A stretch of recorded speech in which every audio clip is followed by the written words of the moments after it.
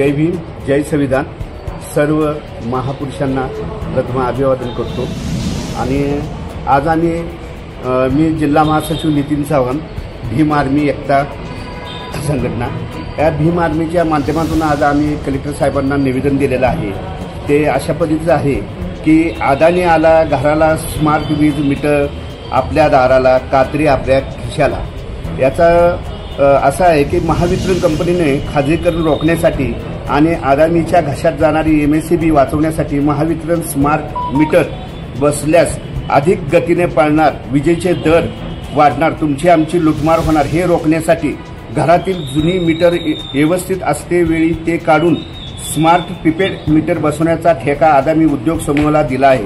मुंबईसह पश्चिम महाराष्ट्र अदानीच्या ताब्यात जाणार. हे ताबडतोब थांबवण्यासाठी तत्कालीन ऊर्जामंत्री व सध्याचे मुख्यमंत्री यांनी सभागृहात सामान्य माणसाला दिलासा म्हणून 3 जुलै 2024 रोजी कोणत्याही प्रकारे सर्वसामान्य ग्राहकाला स्मार्ट प्रीपेड मीटर बसवण्यात येणार नाही अशी ग्वाही दिली होती.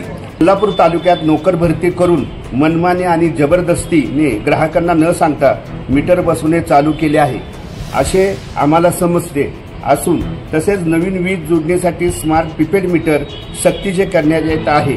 हे थांबवण्यासाठी स्मार्ट प्रीपेड मीटर हे मोबाईल रिचार्ज प्रमाणे चालणारा, रिचार्ज संपला की लाईट बंद होणार. त्याचे सर्व नियंत्रण मुंबई आणि हैदराबाद येथे असणार. ते केव्हाही बंद करू शकतील, पळवू शकतील, थांबवू शकतील. ते रोखण्यासाठी विजेचा दर वाढवणे हे खाजगी कंपनीच्या हातात असणार. सर्वसामान्य जनतेच्या पैशाची लुटमार होणार. म्हणून सर्वसामान्याच्या हक्काची वीज मिळवण्यासाठी सामान्य गरीब वीज ग्राहकांना लुटून अदानीचे खिसे भरणारे सरकारचे धोरण हाणून पाडले नाही तर सामान्य वीज ग्राहकाला वीज वापरणे अशक्य होणार आहे. हे रोखण्यासाठी सर्व सातारा जिल्ह्यातील वीज ग्राहकांनी विरोध करणे भाग आहे.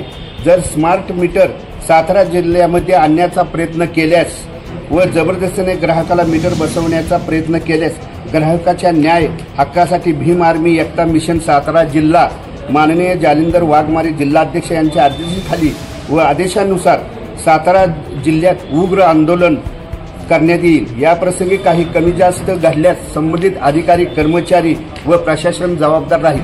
अशा पद्धतीचं निवेदन आज आम्ही माननीय कलेक्टर साहेबांना देण्यात आलं होतं. पण ते मीटिंगला असल्याकारणानं आम्ही नायब तहसीलदारांना, भरत गाडे साहेब, त्याचप्रमाणे तालुका अध्यक्ष गाडे साहेब, तालुका उपाध्यक्ष जयवंत माने, शहराध्यक्ष रोहित पाटोळे, सातारा शहराध्यक्ष संदीप पवार आणि जिल्ह्याचे महासचिव मी स्वतः नितीन चव्हाण असे आम्ही सर्व मिळून पदाधिकाऱ्यांनी हे भीम आर्मी एकता मिशनच्या वतीनं ह्याच्यासाठी निवेदन सादर केलेलं आहे.